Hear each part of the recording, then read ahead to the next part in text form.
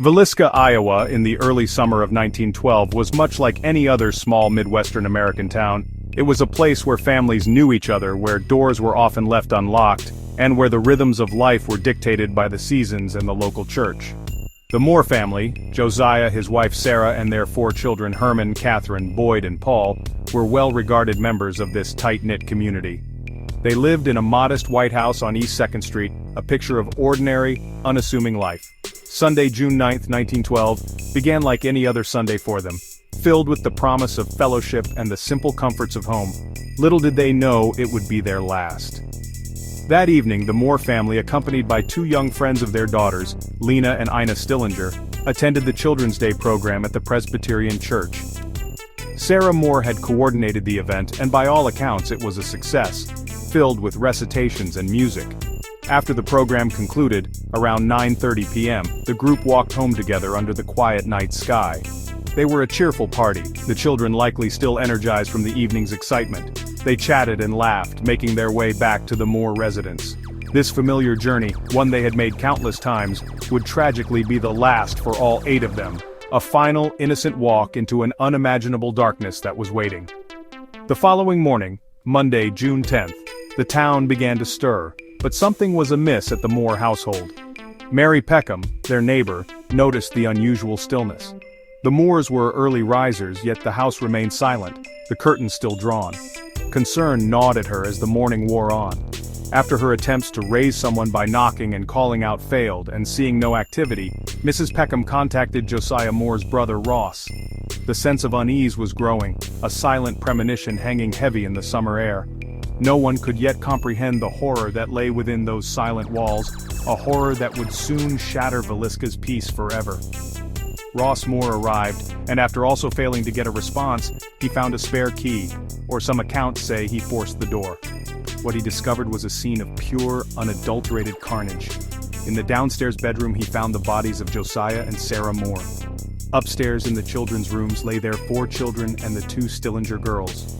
All 8 had been brutally murdered, their skulls crushed by an axe as they slept. The news spread like wildfire through Villisca, a wave of shock, horror, and disbelief washing over the small community. The ordinary had been violated by an act of extraordinary, incomprehensible violence, leaving a wound that would never truly heal. The interior of the Moore house had been transformed into a slaughterhouse. Each victim, from 43-year-old Josiah to little 5-year-old Paul, had suffered devastating blows to the head, delivered with ferocious force by an axe. The killer, or killers, had moved systematically through the house, attacking each person in their bed. The sheets were soaked in blood, the walls spattered. The sheer brutality of the attack was overwhelming, suggesting a rage that was almost beyond human understanding. Investigators entering the home were met with a scene so gruesome it would haunt their memories, and indeed the collective memory of the town, for generations to come, a silent testament to a night of pure terror. Beyond the horrific violence, the crime scene presented a series of bizarre and unsettling details. All the mirrors in the house had been covered with cloths or clothing. A kerosene lamp was found at the foot of Josiah and Sarah's bed, its chimney removed and the wick turned down low, its flame extinguished. In the kitchen, a plate of uneaten food, possibly bacon, was discovered alongside a bowl of bloody water, suggesting the killer might have washed their hands. These peculiar actions hinted at a ritualistic element or perhaps the disturbed mind of the perpetrator, leaving investigators to ponder the meaning behind such strange, deliberate acts amidst the chaos. The murder weapon itself was found within the house, propped against a wall in the downstairs bedroom where Lena and Ina Stillinger had been sleeping. It was Josiah Moore's own axe, its blade stained with the blood of his family and guests. Though it appeared to have been wiped, traces of the horrific night's work remained. The presence of the bloody water in the kitchen further supported the idea that the assailant had made some attempt to clean themselves before departing. This detail, along with the covered mirrors, added layers of complexity to an already baffling crime, pointing towards a killer who was not only brutal, but also strangely methodical in their aftermath. Investigators also noted that there were no signs of forced entry into the Moore home. This led to the chilling conclusion that either the killer had a key, was let in by one of the victims, or had secreted themselves inside the house earlier in the evening, perhaps hiding in the small attic or a cupboard, waiting patiently for the family to fall asleep. The search of the attic did reveal some scuff marks, but whether they were fresh or old, or even related to the crime, could not be definitively determined. The quiet entry and the undetected movements of the killer through the house spoke of a terrifying stealth and familiarity, deepening the mystery of who could commit such an atrocity. The investigation quickly zeroed in on several individuals, each with potential motives or suspicious circumstances surrounding them. One prominent early suspect was Frank F. Jones, a powerful Iowa state senator and Josiah Moore's former employer. Josiah had worked for Jones's farm implement business for several years before leaving to start his own, becoming a direct competitor. Rumors abounded of bitter business rivalry and even personal animosity between the two men. Some whispered that Jones, a man of considerable influence, might have hired someone to eliminate his rival. Though concrete evidence directly linking him to the crime was never unearthed, he remained a figure of suspicion for many. Another name that surfaced was William Blackie Mansfield. Investigators explored the theory that Mansfield, believed by some to be a serial killer and possibly a hitman, could have been contracted to carry out the murders, perhaps even by Senator Jones.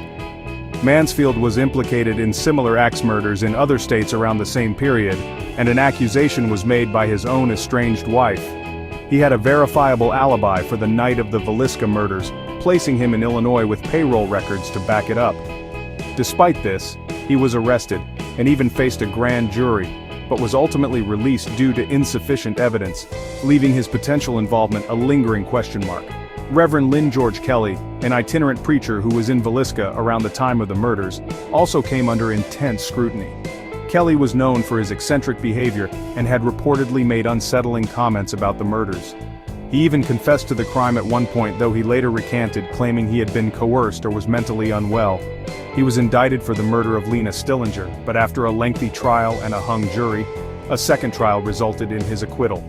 His fleeting presence, peculiar demeanor, and the dramatic confession and recantation cycle only added to the confusing tapestry of suspects and dead ends. Beyond these named individuals, broader theories were considered. Could the Villisca massacre have been the work of an unknown serial killer, one who roamed the country leaving a trail of blood? There were indeed other axe murders in different states around this era that bore some similarities, leading to speculation about a phantom axeman. The sheer, almost impersonal brutality inflicted upon all 8 victims, including 6 children, seemed to some to go beyond a simple personal vendetta, pointing towards a deeply disturbed individual, perhaps a drifter who passed through Villisca, committed the atrocity, and vanished as silently as they arrived, leaving only questions.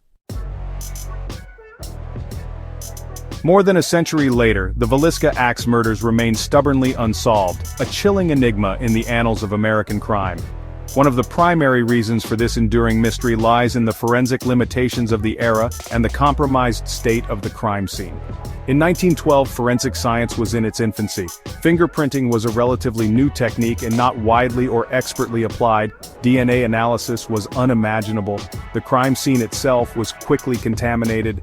Dozens, perhaps hundreds of curious townspeople traipsed through the Moore home before it was properly secured, inadvertently destroying or obscuring any potential evidence the killer might have left behind.